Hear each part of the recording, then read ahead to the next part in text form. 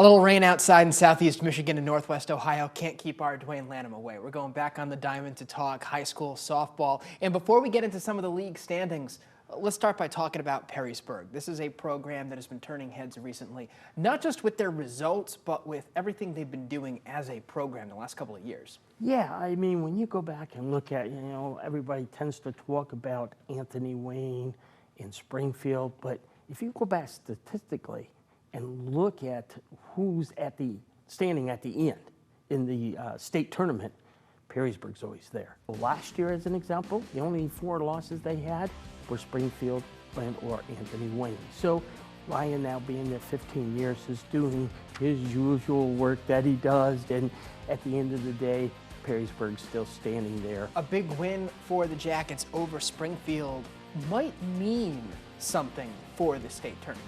Yes, it does, because usually you're looking at traditionally Springfield and Anthony 1 and 2, but this year with that big win over Springfield, it looks like it very possibly will be Anthony Wayne 1 and Perrysburg 2 as the seeding comes out in a couple of weeks. Looking at the NLL standings right now, it is Anthony Wayne 1, but you've got Perrysburg right there, and really in both the Buckeye and the Cardinal division, we've got close races to keep an eye on down the stretch. Yes, we do, and when Anthony Wayne, they're going to face Perrysburg again, and they're also going to face Whitmer twice, who's really come on strong in the last week or so. Cardinal division, you've got Bowling Green hanging right up there with Springfield, so they're getting ready to match up here the first week in May as well. Got to hand it to Coach Dominic Rinaldi and Start. They take a selfie after every one of their wins. These are starting to stack up on social media now for the Spartans. Yes. 6-0 in the league.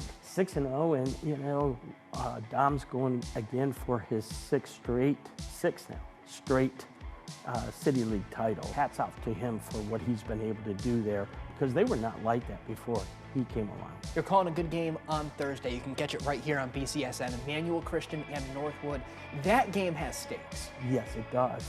Again, they're 1 and 2 in the standings in the TAC. So someone's going to walk away with moving up or moving down in that seeding. We've been talking a lot here about 1 and 2. Take us through 1, 2, 3, 4, 5. Who are you looking at as the top teams in our area? Okay, our top teams, again, Anthony Wayne. They're number 2 in the Coaches State poll this week, number 6 in the Ohio poll.